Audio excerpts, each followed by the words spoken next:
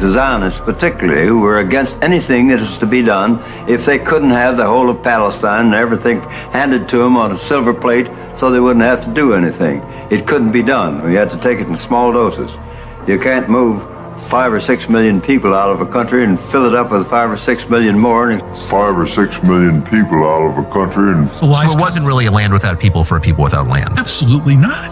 Absolutely not. We had to take it in small doses. We had to take it in small doses. We had to take it in small doses. You can't move 5 or 6 million people out of a country and fill it up with 5 or 6 million more and expect both sets. We're conducting an expansionist policy of Israel, and everybody's afraid to say it. Jew, you ask a Jew, do you believe America's your country or do you believe Israel's your country? The Israeli court said a person can only have one nationality. Is your nationality Jewish or is your nationality American? And if your nationality you say is Jewish, then what's your country? Zionism is intellectually absurd. It's logically incoherent, and it needs to be exposed for that. We need to separate Israel from the Jewish people. The Jewish people are a group of people. They're all over the world. They share a common religion. The non-religious ones, you know what? Ask them what their Jewishness is. Whatever that, bagels and lox, Woody Allen, doesn't make sense to me, but whatever it is, it is. Israel is a foreign country. It's the country of the Israelis. It has nothing to do with world Jewry. This identity thing, that has to go. It's the Zionist ideology that needs to be fought. I had no idea that Muslim religion believes in Jesus as a prophet. Jesus is a very sacred prophet in Islam. So much so that when God sends his messenger back down when everyone is saved in the Quran, he does not send Muhammad. He sends Jesus back. Okay? So that's how holy and important Jesus is in Islam. How often have you heard that? Never, literally never. And I didn't know why until recently, to be honest with you. And now I know it was propaganda from Israel to get Americans to hate all Muslims, so that when Israel kills them and takes their land, you were going to say, well, I mean, what are you going to do? The Muslims are the terrorists, not the Israelis, but the victims are the terrorists. It has been an overwhelming propaganda campaign to smear Muslims in this country. Israel is a cancer on the West, and it's going to metastasize into World War III if we let it. And I think it's gonna. You know, they're an occupying force. So they're the colonial settlers. They're the occupiers. It's an apartheid state. No one denies that except the Zionists. Mm-hmm. And the thing is that they try to conflate Zionism with Judaism. Like I have a lot of Jewish friends. I love Jews. I hate Zionism. Mm-hmm. And the Zionists want you to... They want to conflate being a Jew with being a Zionist, which it's not the same thing at all. No. Because if they can do that, then they can say you're anti-Semitic if you criticize Zionism. Islam's only a problem for us because of Israel. Right. So explain that. Otherwise, we get along just fine with Saddam Hussein, get along just fine with the Ayatollah, get along with everybody. Yeah. Israel is the problem. Yeah. The project to create a greater Israel at the expense of the Muslims and Christians of the region. It's the agenda of the Likud to try and Harris, obviously acting as at least their de facto agent, his job is to lie to and manipulate Americans to get them to hate and fear Muslims so that the U.S. government will have an easier time helping the Israelis murder Palestinians and steal their property. That's what it's all about.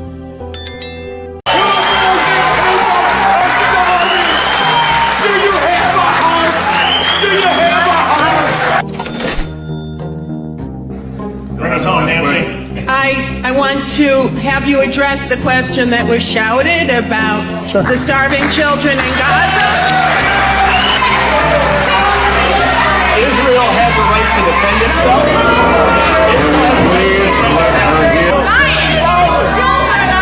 It's genocide! You believe in genocide?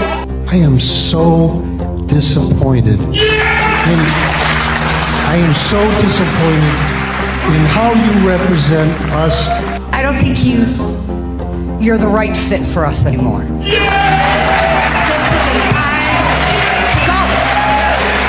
just don't relate to most of us anymore, and you gotta know when to step down. I think it's time. Israel has a powerful stranglehold on the American government. They control both members of the House and the Senate. They have us involved in wars of which we have little or no interest. Our children are coming back in body bags. Our nation is bankrupt over these wars. And if you open your mouth, you get targeted. And if they don't beat you at the poll, they'll put you in prison. It's an objective assessment that no one will have the courage to speak about. They're controlling much of our foreign policy. They're influencing much of our domestic policy. Wolfowitz, as Undersecretary of Defense, manipulated President Bush #2 back into Iraq. They pushed definitely to try and get Bush before he left to move into Iran. We're conducting an expansionist policy of Israel, and everybody's afraid to say it. Christians, priests with crucifixes around their necks getting spit on in Jerusalem. A recent upsurge in spitting. Christians in Jerusalem's Old City say they've been repeatedly assaulted, spit on, spitting toward nuns. Jewish men and children spitting. Including children were filmed spitting on Christian worshipers. Recently, Israeli Channel 13 reporter Yossi Eli went undercover as a priest for a day. Dressed in a robe, he walked through the Old City with Franciscan Father Alberto. In the first 5 minutes, he was spat at 5 times. Do you know anyone who's been spit on? Any Christians who've been spit on? Me? You've been spit on? Of course, yeah. What do you mean, of course? That's disgusting. Yeah, well, but that's the least of it. That's the least of it. But again, I'm saying this as a perspective, from the perspective of someone who lives in a majority Christian country that's paying for all of this. Right.